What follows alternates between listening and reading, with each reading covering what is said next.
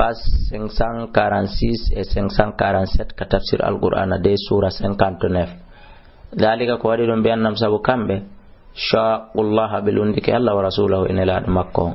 wa man yushaqillaha wa lakala lundi do Allah fa inna Allaha no Allah shadidul iqabi ko tidu do lette Allah dali ma qata'tum kala ko soppudo millinatin imorde tamaroje mabbe den Khaybar aw taraktumuha ma accu afanna Khaybar de ka bani Nadir aw taraktumuha ma accu don de qa'imatan hide dari ala usuliha e hore bindeje majjo fi bi idinillahi foko dunga e Allah umra bakkatu wali yukhzi al fasiqin e ko fiyo hoynu fasigi bebe wama afa Allahu kala ko Allah okki ala rasuli e do ne laado makko minhum imorde mabbe kambe heferabe fama aw yaftum haray on wonali hebirbe podirbe ganyorbe alayhi hore dum do min khalin imorde waawgol pucci wala rikabino na waawgol waddateri dum do haray ko Allah okki on walakin Allah ko ni Allah yusallitu him wurta rusulahu ne laabe makko be ala man yashawidu bembe yidi wurtugol wallahu Allah ala kulli shay'in do kala hunde qadirun ko wawdo ma afa Allah kala ko Allah okki jawdi etendi fay unde ala rasul e do ne laado makko min ahlil qura imorde yimbe cayden don don nako sendirte wono jawdi kono hoyri sendirte non wono ganaimo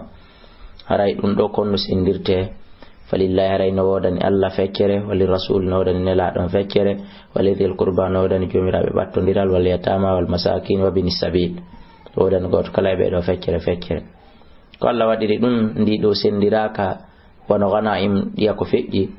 kayla yakuna ko fiwata jawle de wonu dula tan yilto dirayde tumbaynal aghniyai hakkunde aldo be minkum immorde mo wama ataakumur rasul kala ko ne laadon okki on kala ko ne laadon addani on fakhuduhu jabi dun nange dum wama nahakum anhu kala ko hadi on mum fantahu hadite wattaqullahu lon Allah innallaha Allah shadidul iqabi ko tido lette lil fuqara'i no wodani wasulu be ben al muhajirin firu be ben alladheena be ukhriju yaltina min diyarihim be taka gallele mabbe wa mawalihim e ka jawle mabbe yabtahuna bi da fadlan bural min Allah imurdaka Allah wa ridwanan yarluye wa yansuruna Allah bi walla Allah wa rasulahu ila makko ulaika bayduhumus sadiquna ko be ni gongo be walladheena be da ka tabawwa udara werno be do ka galleli mudu ansariyan ko be Madina bi maana wal imana tay gomdinangal min qablihim hino adibe bi maana gombe woni no gomdimbe adi be iwde Makka Madina na de wasi be woni gomdimbe adi be ko be woni gomdimbe adi argol be yuhibbuna hibe yidi kadi man hajara kala ferdo ilayhim arika mabbe wala yajiduna be hebata fi suduri kande berde mabbe hajatan bittendi wo mimma utu immorde kala ko be okketiri dum satata e mabbe way uthiruna hibe burna be ala anfusihim do hore mabbe walaw kana haysi hunande latike bihime mabbe khasasatun ko hertani ndebe be do kadi hibe tawaka wiyete don ulaika humus sadiquna ko kambe ni gongo be wama yuka shuha sabu kala dandado bone nderera ko nafsi wonki mumkin fa ulaika reko ben no mun mufluna malnoytebe ben madum malabe ben waylite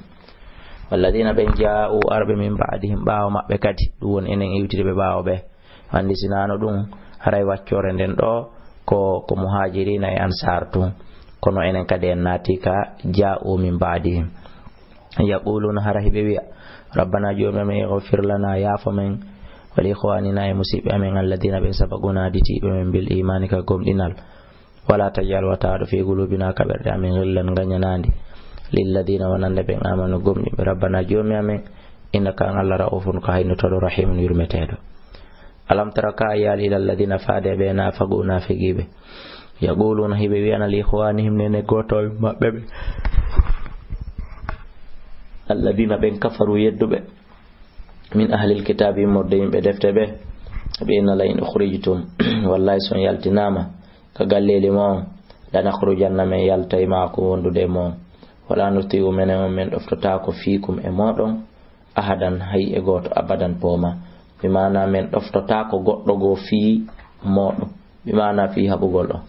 abadan poma wa in qutiltum sitawi kadile on habama lanansurannakum min wallahi on wallahu Allah yashhadu musiditi innahum no kambe tawinon lakadibuna be fenay la in ukhriju wallahi sibe yalti la yakhrujuna be yaltata ma'ahum wondude mabbe wala in qutilu wallahi sibe habama la yansurunahum be wallatabe wala in nasaruhum haysi be wi be wallahi be la yuwallunna al adbara be huccintinay duburuji mabbe dim be doga thumma la yunsaruna refti aray be wallali be la antum wuri ko non julbe ben ashaddu buri tidude rahbatan kulol ko be huli fi sudurim kanere berde mabbe min Allah di Allah dalika ko de mbiyan nam sabu kambe kawmun ko be imbe lafkahuna be fama la yuqatilunakum bi habata ongo jami'an be fu illa fi quran siona ender che muhassanatin howade aw min wara ijudurin ma e bawo hedode aragudun hakkunde mo ba sum gireji wondi dim baynam hakkunde mabbe shadidun nutidi tahsabuhum asikka be non jami'an wonde ko be hawtondir be weldube fa qulubum kono berde mabbe den shatta ko sertude few dalika ko wadi be nam sabu kambe qawmun ko be yimbe la ya'qiluna bi haqqilta kama salil ladina misal ben min qabil maditiba be gariban kabatti dhaqu be medi wa bala amrihim fiyake mabbe bondo wala hum nawdan bi adabul latalimun musude kamathali shaytan noyana sifa shaytan idha qala man dawiyanu lil insani neddo o ikfuru yeddu falamma kafaratu man daw yedduno qala wi inni min bari'um minka kum wodditido e ma inni mi akhafu Allah mi do